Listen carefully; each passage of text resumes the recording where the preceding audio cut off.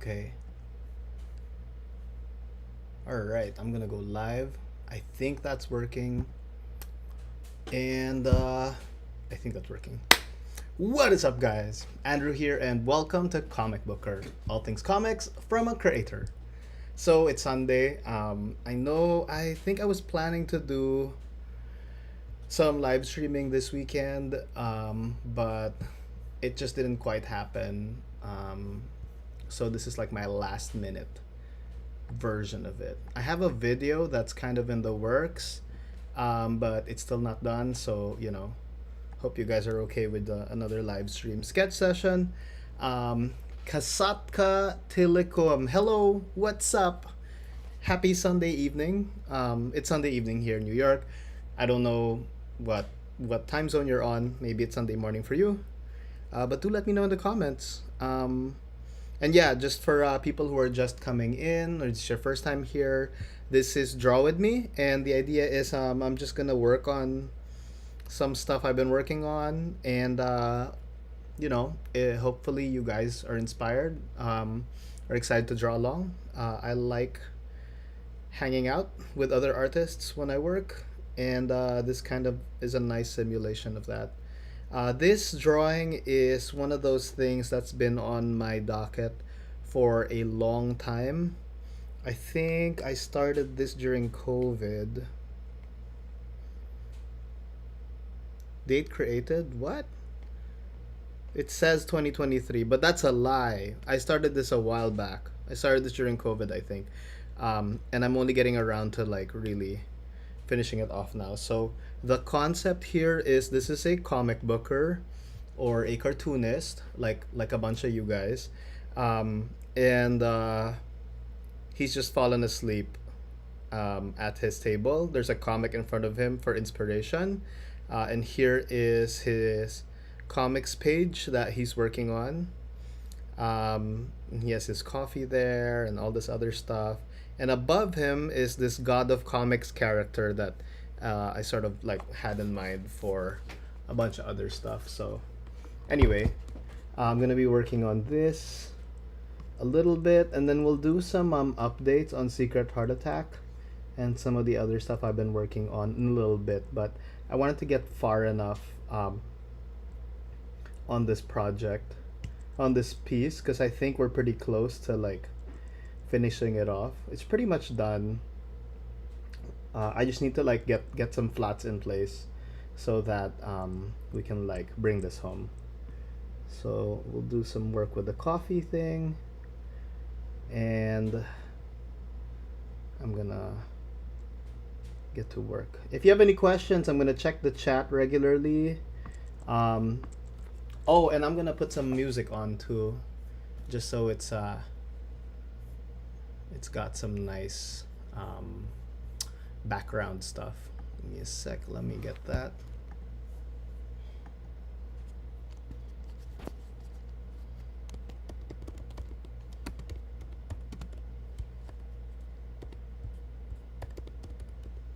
Hopefully this works. I'll try not to make it super loud, but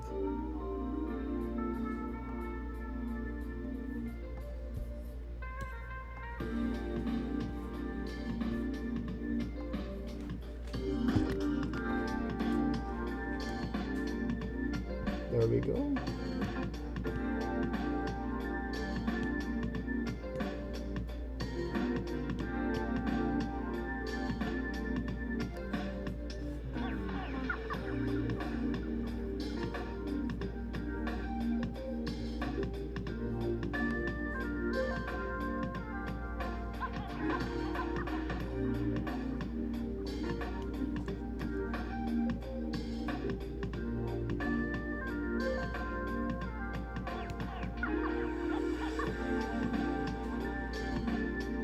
Yeah, I'm not sure about this. I'm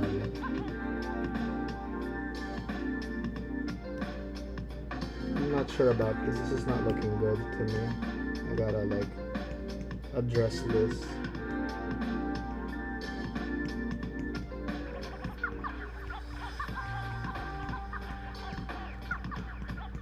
Sometimes you do stuff that seems right at the time, and then like when you come back to it later on, you're like, what was I thinking? This is one of those things. Like, I think the shadow shape here should be a little clearer and a little less fully baked, you know. Get some of his beautiful skin tone to show through.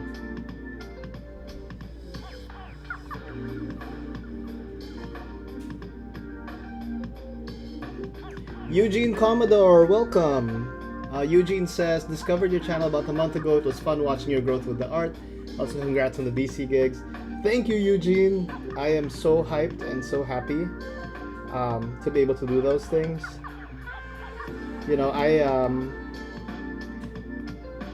it's so weird. I was already at the point where I didn't think I'd ever get to do anything mainstream, so I just started doing my own book, you know.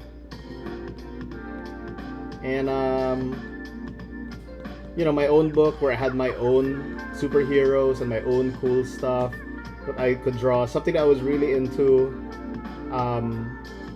And it's so funny that that's exactly the point at which, you know, DC came calling. Like, DC dropped me an email and said, you want to work with us? I think that's super... Life is super funny that way.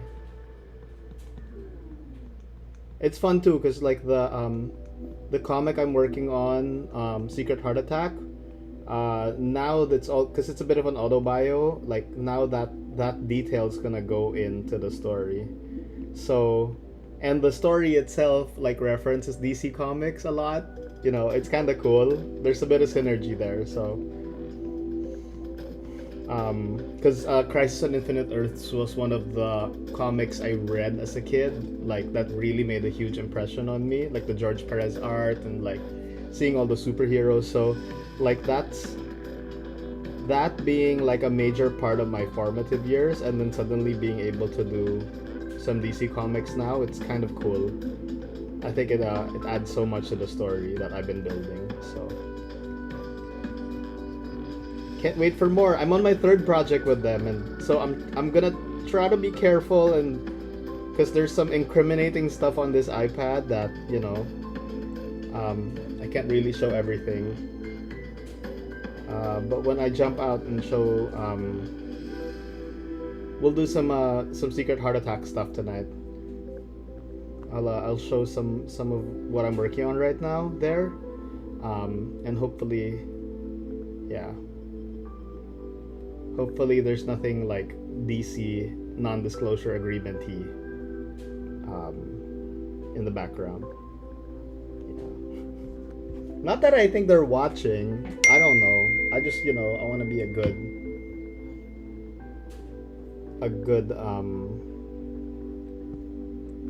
you know, creator and not like make trouble for people there. Especially since they're being so nice to, you know, have me work on their stuff. I am actually gonna meet people. Hopefully I'll meet a bunch of people. I'm going to San Diego Comic-Con in about a week and a half. And ooh, what is this song? Do I want to do this song? That seems a bit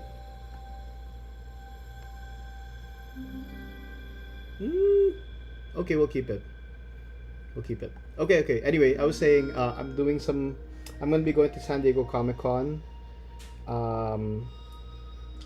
July 18th, so that's just like a week and a half from now. So hopefully I meet a bunch of people there. Sounds like it's gonna be a fun time. It's gonna be my first time at the convention. I'm definitely gonna try. Whoa, okay, this song's gotta change. I'm sorry, this is very distracting.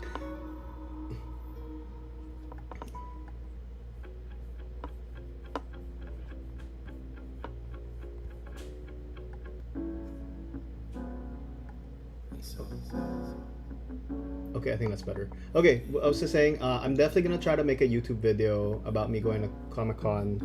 I'm gonna be like super taking lots of photos and videos while I'm there, so I'm gonna try to string that together into something cool. I don't know if I'll be able to post a video while I'm there.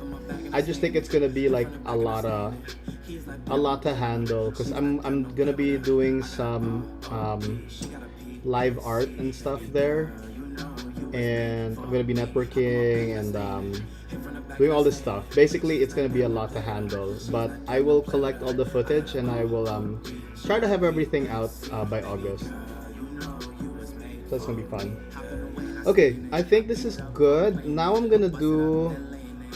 So there's a bunch of elements here, right? One is this overlay layer where there's a lot of. This is what it looks like in normal mode, right? It's just a sort of light blue layer to make the whole thing feel as if it's there's all this light coming down from the god of comics. But what I'm gonna do after I clean this up a bit, I didn't realize it was so messy. Yikes.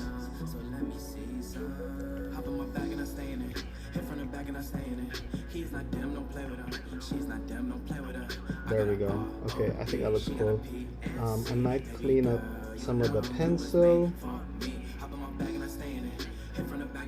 And basically I'm just erasing out where the shadow would be, so that the main color can shine through.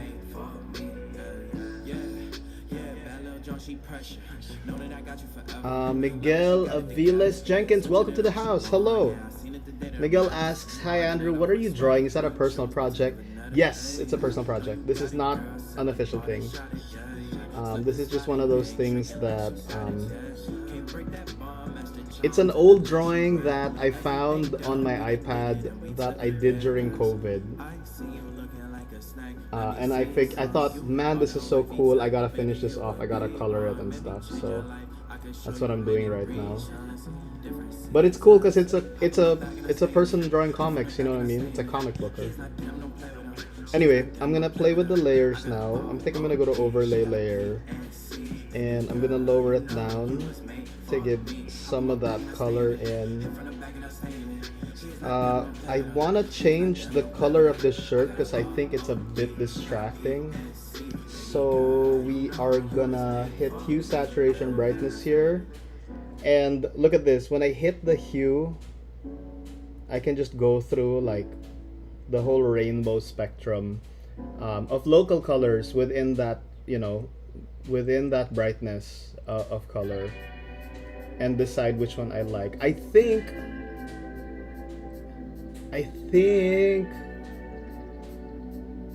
purple. I think this is kind of cool. Green is too much, but maybe like this blue or this purple, something like that. And the other cool thing is, well, I have a shadow layer here, right? Is that what this is? Yeah, that's what that is. That's cool. Okay. So I think I'm gonna go back to hue, saturation and work out how bright I want this to be. So I can go like all white or completely black. Obviously we don't want that. We want to show some of that cool pattern. So I'm gonna go somewhere in between, something like this.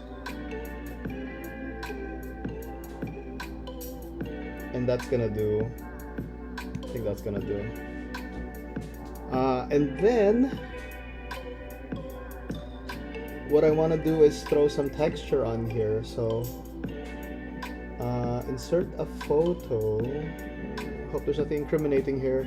Favorites, there we go. So maybe something like this. This is like a canvas texture, which you get in a painting, right? Kind of like the horizontal thing. The danger here is there's gonna be a bit of a moire effect, potentially, but we'll see how it interacts. This is one of my favorite things with digital art, where you play with the layers and just mess around and see what looks good. See how that looks like a kind of naturalistic canvas? I think it's a really great effect. It's a little too strong though for what we're trying to do here, so I'm gonna go with something a little more muted. Ooh, I do like this. See, it's so much nicer with less color.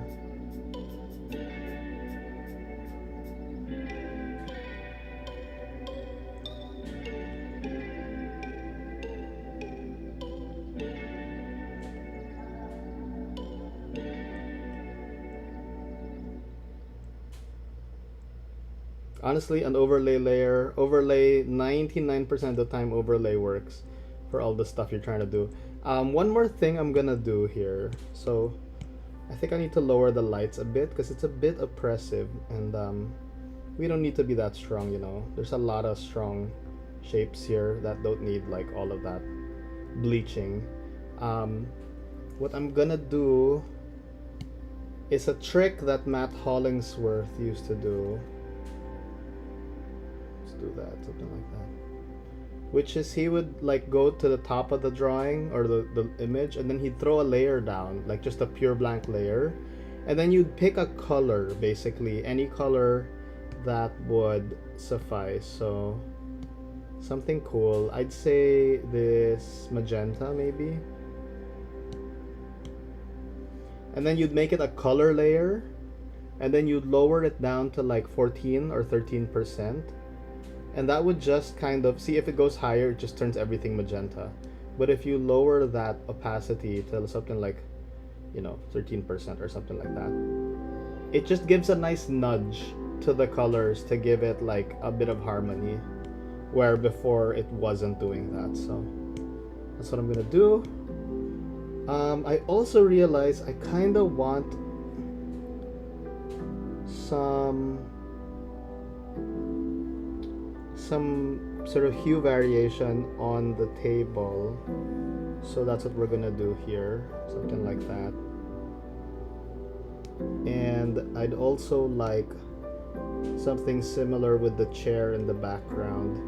And this isn't super matter, but I'm gonna go with this sort of like nice brown here. Oh, it's a little bright. Maybe something darker.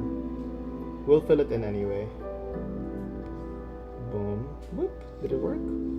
Did it work? What am I doing?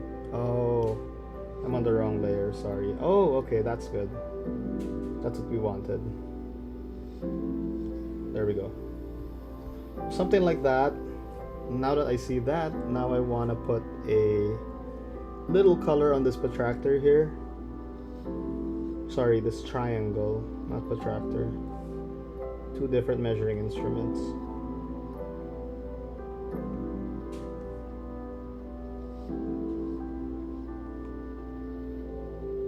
I'm using Quickline if you're wondering how I'm getting those straight lines so fast. You just kind of hold the pen after you draw a line, and it'll fill it in for you. It's as if you used a ruler. Okay, that's looking good to me. It's still looking a bit bright though. I want to lower this further.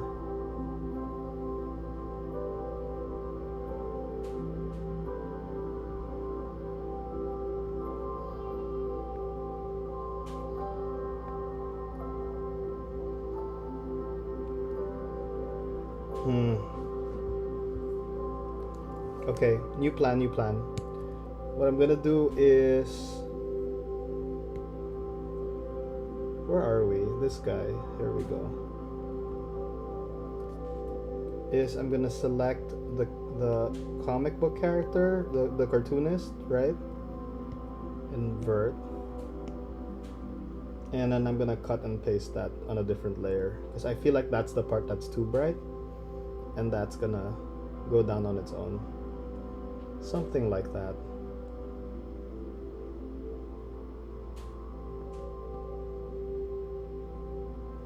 There we go.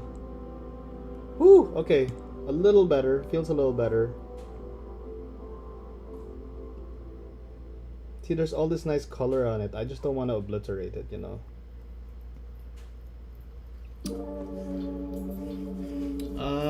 Yo, Silver Phantom X. What's up? Happy Sunday evening. Thank you for being here. I'm gonna throw a few more things down. Miguel Aviles Jenkins asks, how do you stream your iPad screen to OBS? So, funny you asked that, because I had a lot of the reason the stream is a few minutes late. Like, I should have started at 8:30, but I'm a little late. Is because I actually had a bit of trouble getting it into OBS. What I'm doing right now is, I don't know if you're working on a PC or a Mac. If you use a PC, you could probably use something like a PowerSoft, which is a cool streaming software that you can like link to OBS via USB. But you can actually get the Mac to recognize the iPad as third screen. You just need to, it's very fiddly. You need to like get I'm on a Mac. You need to get the iPad connected via USB-C while a Finder window is open, so that the system can recognize the iPad as a separate screen. And then you open OBS, and then you put the iPad into OBS. So that's kind of how it works for me. Anyway, try it out. I'm sure a quick Google will give you a better explanation than I did. But that's how I did it. Boom. Okay, so I think this is good. Oh, is it good? I feel doubt. I feel great doubt. Maybe this is too bright.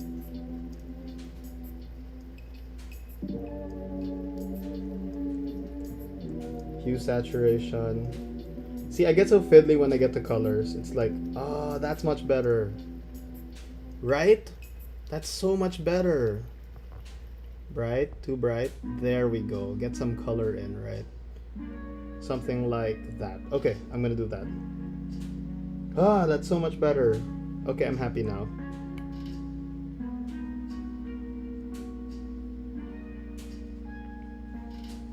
And I actually really like what's going on up there, but I do think there needs to be some kind of soft white going on here. So we're gonna do this.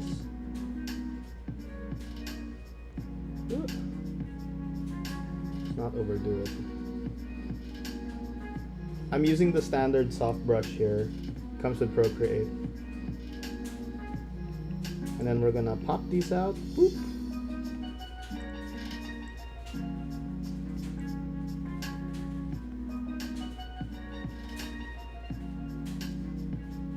These are my David Mack triangles.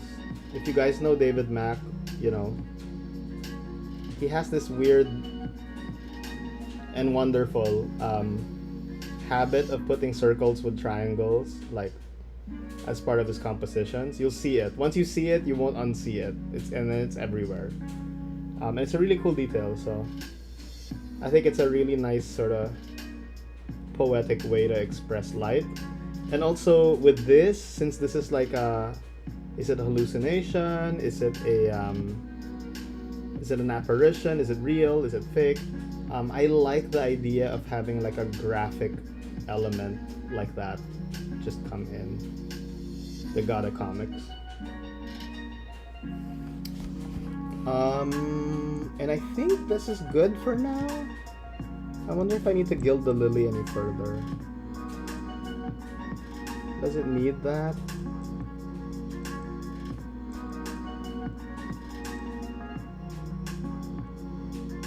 I don't know. I don't think so though. Maybe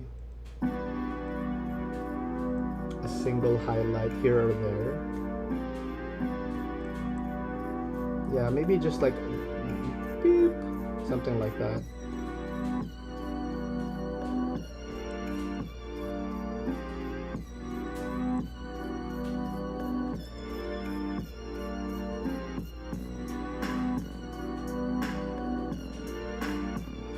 This is me trying to think back to like my painting classes where you get these live models and you could study the wow, this song is really bad. I'm gonna change it. It's too crazy for me. Let's go with this. No, let's do this.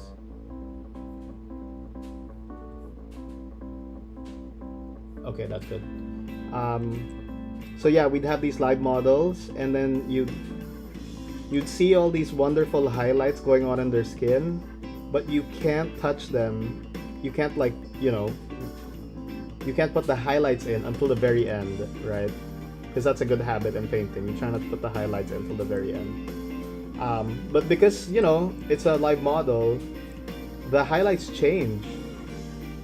So sometimes you're like laying down some color in preparation for the highlight to go somewhere, and then it shifts a bit and you're like, should I do it there now? It looks cool, but maybe it looked better in the previous way. You know, decisions.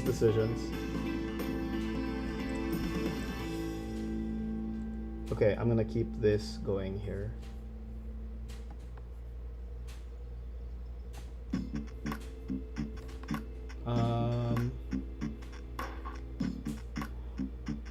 I think that's good.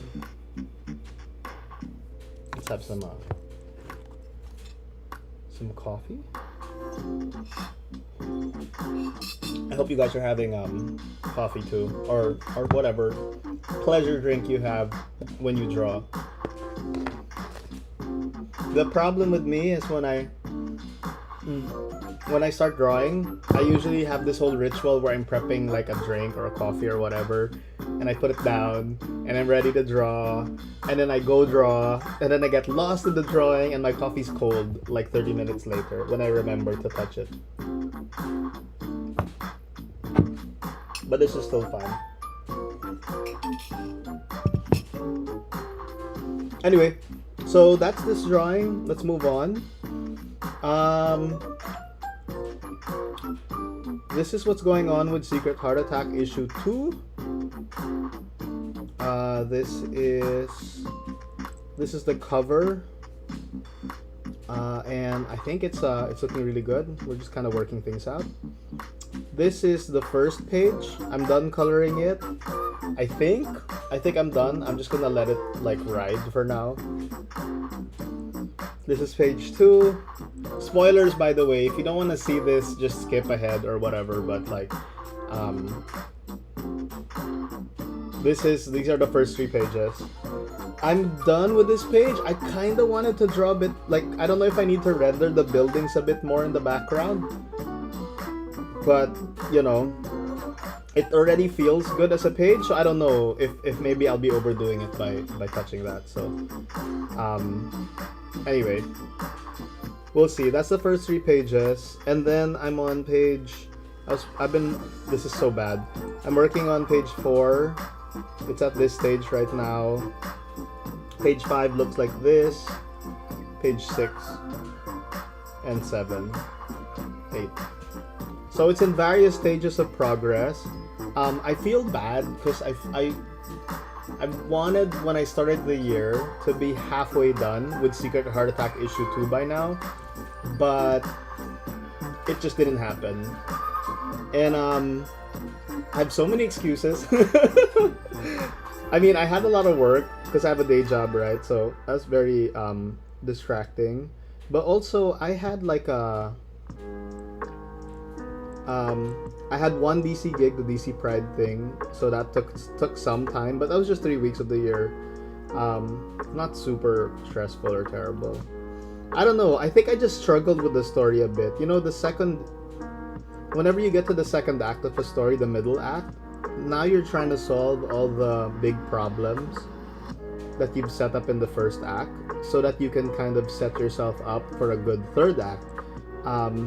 So there was a lot of writing to kind of get to the point where I could draw it. And that's kind of part of the reason why this has taken so long. But I feel a good groove. I've got a lot of the story down. It's really trucking along, and hopefully we'll get some good progress on it. I'm aiming to have it done by October this year, issue 2.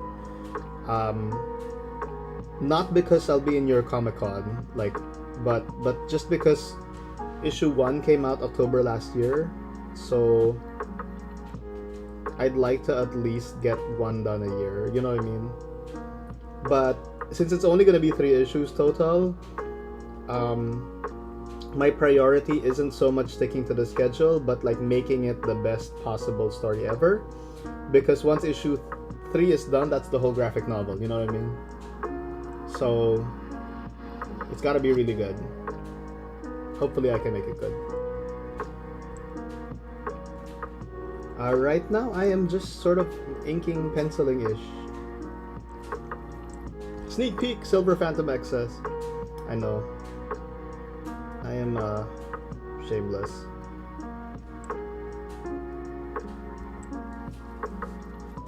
But it's fun because, oh my god, the story gets so crazy in issue 2. Like literally, issue 1 has like some stuff. There's like, soldiers from hell. There's like demons and a bunch of superheroes show up in the end. But like issue 2 is where the barn doors kind of like get blown off, and the whole horde of wacky, crazy things start to pile out. And so we have all these characters. There's this guy, Red Thunder, with his super fun, like, hyper optimistic story. And then we've got all these other characters, like this girl. Oh my god, I forget their names now. I have a guide that I made that'll give you the name. I think her name is Sunrunner. And she's like an Ultimates type character. She's a speedster. She's cool. I forget. Oh my god, why do I forget the names? I'm so sorry. I want to talk about them, but now I don't remember. Oh, this is Germinator, this guy here on the right. That's like one of the first comics I've ever published. And he's a big superhero made of germs. He is a really interesting Swamp Thing-ish type character. And up here's Dakila. She is our Wonder Woman analog, but really more based on the Filipino superhero Darna. D-A-R-N-A. If you Google Darna, she is one of our most beloved, superheroes in the Philippines, created by Mars Ravelo. And her origin is wacky. So she finds like a magic stone that falls from the sky, and she just swallows it, and it gives her all these magic powers, right? She becomes like this super crazy, awesome woman who fights, like, it's kind of like Sailor Moon too, because like she keeps fighting these like female villains who have kind of these wacky themes. The biggest one is Valentina, who is kind of a Medusa type character.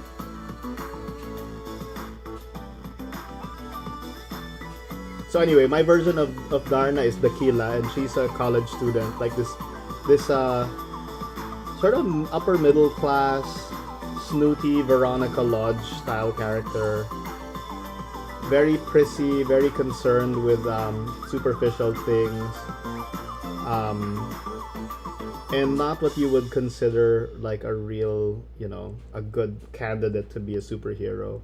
But she gets the power, and then she has to learn to grow as a person in order to be worthy of like all that crazy power. So there's like a lot of talk about privilege and like at least her story. The story I was working on with her, it was called Wapak, and it was a kind of take on Philippine superheroes that dealt with a lot of class issues.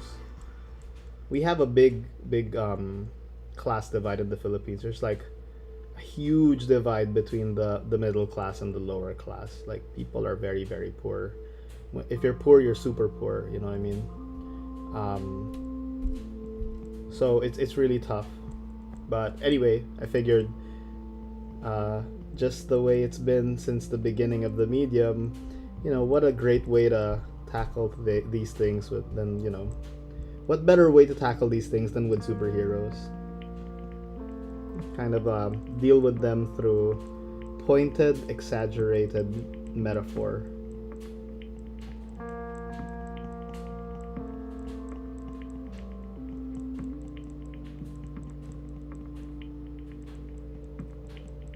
Oh, that's looking good.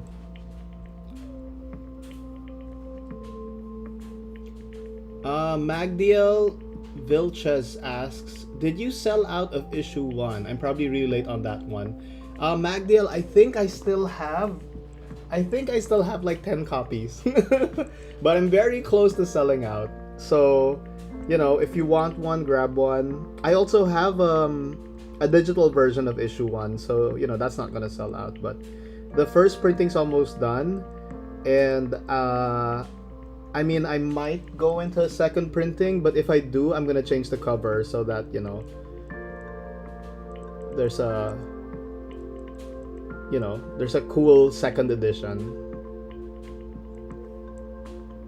We'll see. I'm happy how well it's selling though. Honestly, I didn't the reason I published Secret Heart Attack wasn't so much to make money or to it's really not to make money. I don't think I'm making a lot of money off of it, but it was really to pressure myself to finish the story. Because when you put something out there and you had it to be continued at the end, it's a promise to readers, and knowing that other people are waiting for the next issue helps spur me on. And I need the motivation because I think this is a really important story, and there's a part of me that's like really resistant to tell it. Like I'm scared. It's very vulnerable, the story, so yeah, there's a lot of fear involved in me sharing so many things. But I think it's a good one, especially if you're a creator. This is the comic I wanted to read from other people who've been making comics, just what it's like to want to draw comics, and I can't believe I'm having Senti music for this, just in the background. But yeah, it's all about being a creator and being in love with these worlds and dealing with people who maybe don't take what you do seriously, dealing with a world that maybe doesn't remunerate you for it, and doing something out of love just because you're into it. So yeah, the story goes through this whole cartoonist's life, and it's gonna be wild. And I use all these superheroes as a metaphor for stuff that anyone struggles with in the real world. Depression, some dark ideations, optimism, and how toxic it sometimes feels to try to be resilient and positive in a world that's that can be so difficult to live in, that can feel super unfair, and why it's important to be an optimist despite all of that.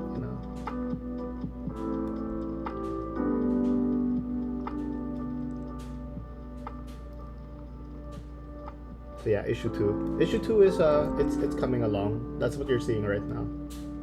I want to make stickers too. I don't know. Let me know in the chat if you want stickers, because I was thinking of sorry, I gotta show it now. So this is the cover to issue 1, and I think I drew most of these superheroes on their own layer. I fully drew them, even though they look covered. They're actually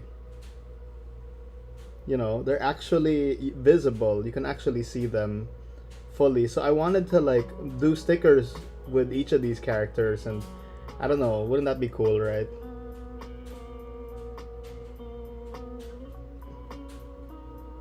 I don't know, because I love stickers. You can't see it, but my Mac here is covered in stickers.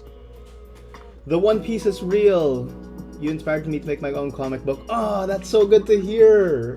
Thank you for sharing that with me. That makes me super happy because so many artists inspire me to make comic books every day. You know what I mean? It's a lot of that. I think it's nice to share the love. Especially since if you have an idea, if you have some images in your head and a story that you think is really cool, I mean, even though some genre elements may be similar to other things, no one else can tell that story but you. You know what I mean? No one else has your perspective. So if you have a really cool idea, like, and you want it to come into reality, the best thing to do is to work to bring it to reality,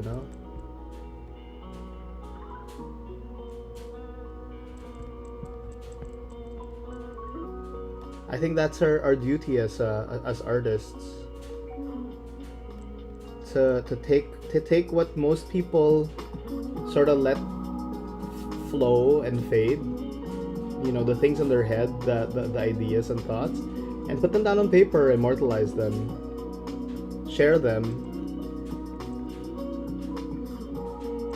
All your observations, all your insights from your perspective, everyone's got something important and interesting to say. Everyone's worth listening to,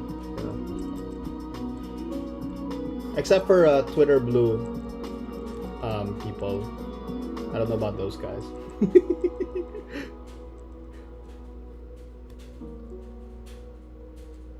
Alright, so we are kinda trucking along here. It's looking really good. I'm probably gonna end the live stream in about 14 minutes, just because I like to keep these to about an hour long. So yeah, I'm gonna start wrapping up, but this is actually in a good spot.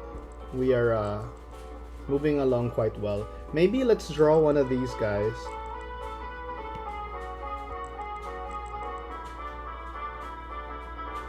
Yeah, since I talked so much about her, we should draw Dakila. Ooh, what is this song? I'm gonna change this song. This is a bit... This is called Hop the Hop. Let's play some Oobleck. Oh no, this one. What about this one? Okay, let's play this one.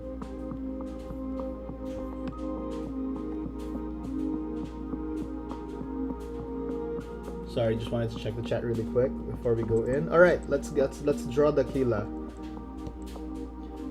The thing is, this is really small at this point, but I'm gonna try to.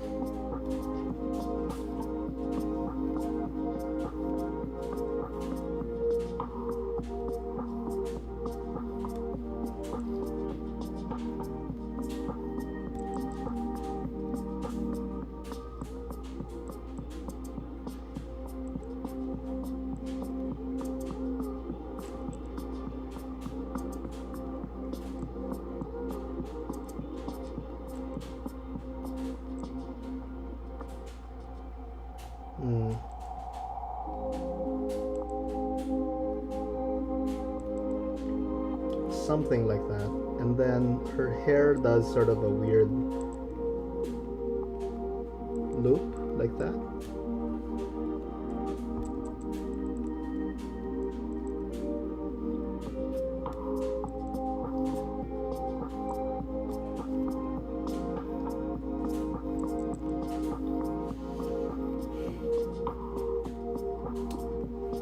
The One Piece is Real asks, who inspired you to make a comic book?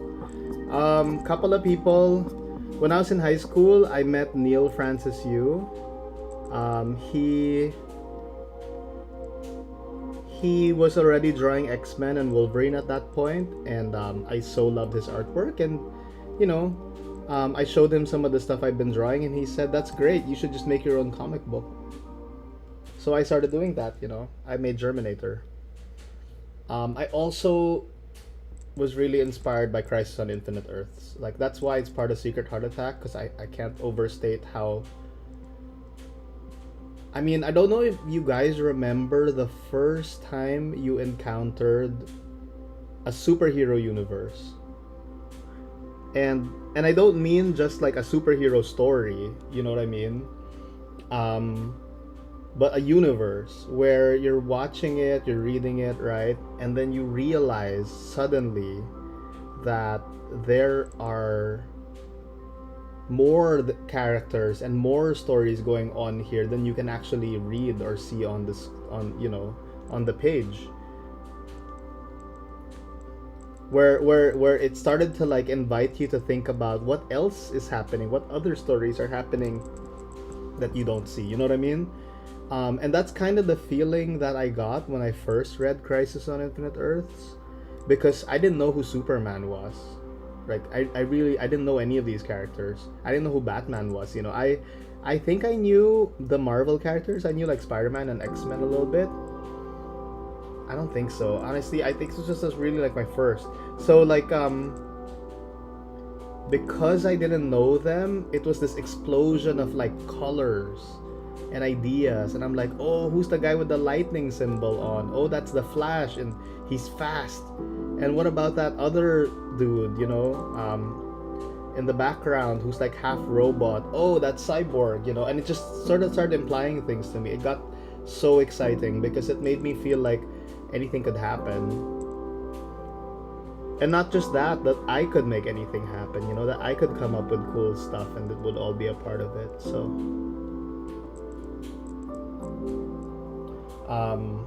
yeah. And every time I read a superhero comic, honestly, I'm reading like a lot of manga right now. I just read Blue Period last night and it totally made me cry. It's this manga about like a kid going to art school and like learning how to be an artist, and it's so good. I think there's an anime on Netflix, if that's your preference. But like I'm really into that. So it's not just superheroes, but really like stories of adventure and survival and like cool things happening. I think her hand should be open. I kind of noted like a fist here, but I think I'm gonna make her hands open like that. I think it's cooler that way. There's tequila.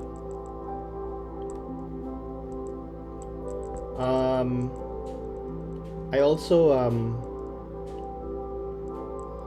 anytime I see a creator I like Grant Morrison, Frank Quitely, writing that moves me, or art that just blows my mind, I think you know what I'm talking about. Like an artist where you see their work and you're like, holy crap, that's so awesome, right? Like Koteri. I don't know if you guys follow Koteri. Koteri's so good, with his monkey people and stuff. But whenever I see something like that, it makes me so happy. It makes me want to make comics, because it makes me think, wow, what like could I get that effect with my work, with my limitations? There's tequila. Let's make her hair flow like that.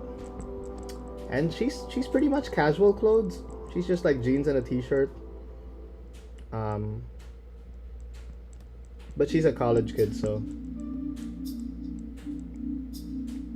she's not like some of these other more adult superheroes who are have like full-on costumes and government sponsorship and stuff like that.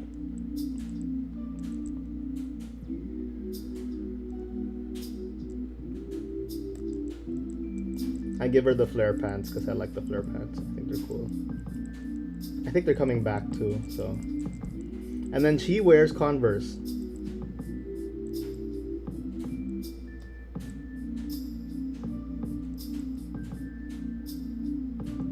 She wears the red Converse, and it's Converse because she's got the star motif going. Like the Darna mythos and the Dakila mythos by extension have a very strong like part of the central metaphor is stars, and that the symbolism that comes with, you know, stars tend to symbolize dreams and aspirations, being your best self, that type of thing. So that's why Converse for Dakila. We'll give her Converse. I don't know if that's like a good thing. You know, I was recently drawing a thing for DC, and I was told I drew Converse in, and they were like, nope, we can't do that. And I think there's a brand thing. I don't think you can make too obvious of a brand like a part of someone's character design. So I nixed it. But like, since this is an indie comic, I figured they don't care. Converse doesn't super care. Warner Brothers might, but you know, not for my little indie comic.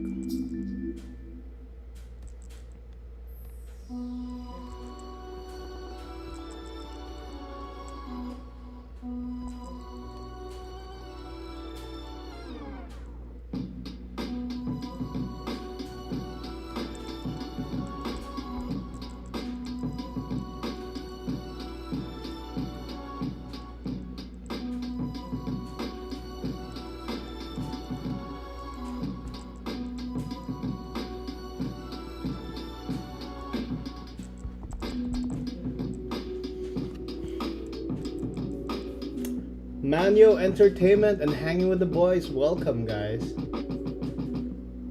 Hanging with the Boys says, dude, you inspired me so much. Thank you for inspiring me to become a comic artist myself. I'm a young artist that looks up to you. Oh, thank you for sharing that, Hanging with the Boys. That makes me so happy to hear. I can't wait to read your comics. Make sure to tag me or to message me when it goes out, you know.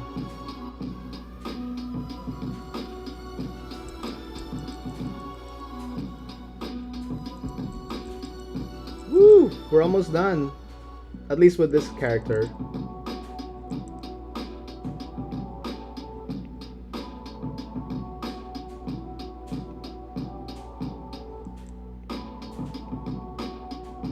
Let me tell you guys, though, if you're ever like wondering how long it takes to make a comics page, the answer is it depends. And it depends most not because of the number of panels, but the number of figures.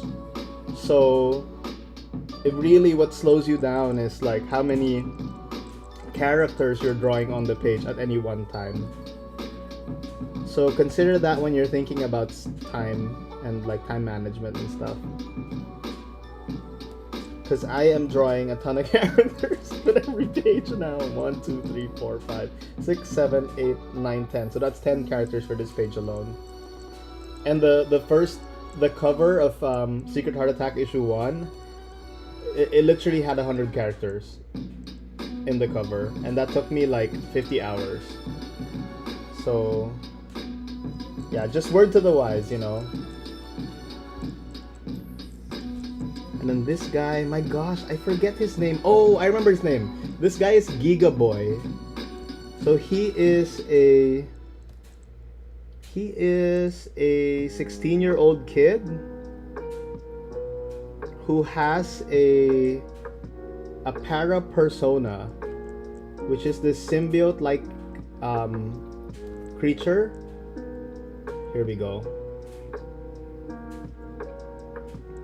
This thing, its name is Kite.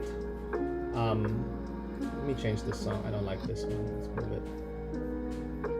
Boom. There we go. So this guy's name is on his shoulder. Its name is Kite, and it is him. It's his subconscious just manifested into this hyper flexible, you know, hyper flexible, almost like a symbiote creature. And this is like this kid is like my Spider-Man character. He's super real. He's inexperienced, but also that perspective gives him a way to gives him a funny way of looking at things that can help solve problems.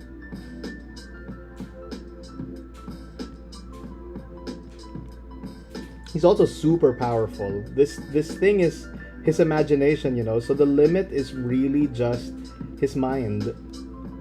And sadly, he's got a lot of trauma and a lot of baggage. You know, he's from an abusive household, and he's dealing with trauma and stuff like that. So that can hold him back because his powers are tied to his psychology. So if he can control his mind, he can accomplish great things.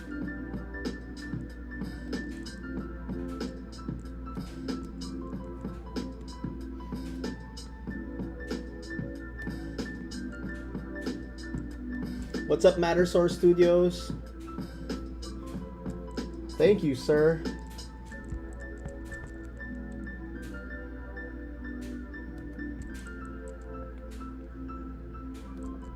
All right, and actually, I think it's 9:30. Yeah. We'll give it a couple more minutes, and then I'm gonna wrap up for the evening. I gotta go to sleep because I have work tomorrow morning at 9 a.m. So I can't stay up too late. As much as I could probably I could probably spend the rest of the night on this page and have it done in the morning, but I'm gonna feel like shit. So, you know, better to call it in and make sure I get enough rest. Work-life balance, you know. Like this is so fun, honestly. Like drawing like a whole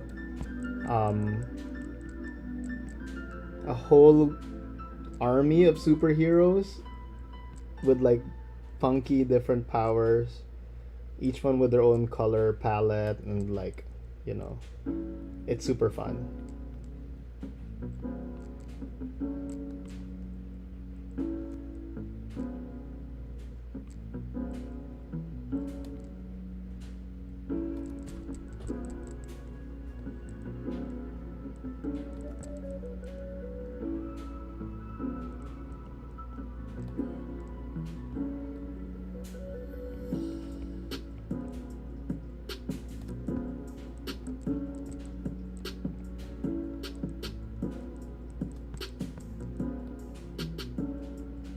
Gotta get this shoe right.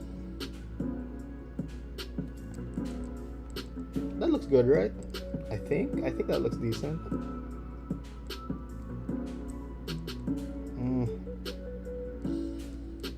Just shave it a little bit here to get the line in a good place.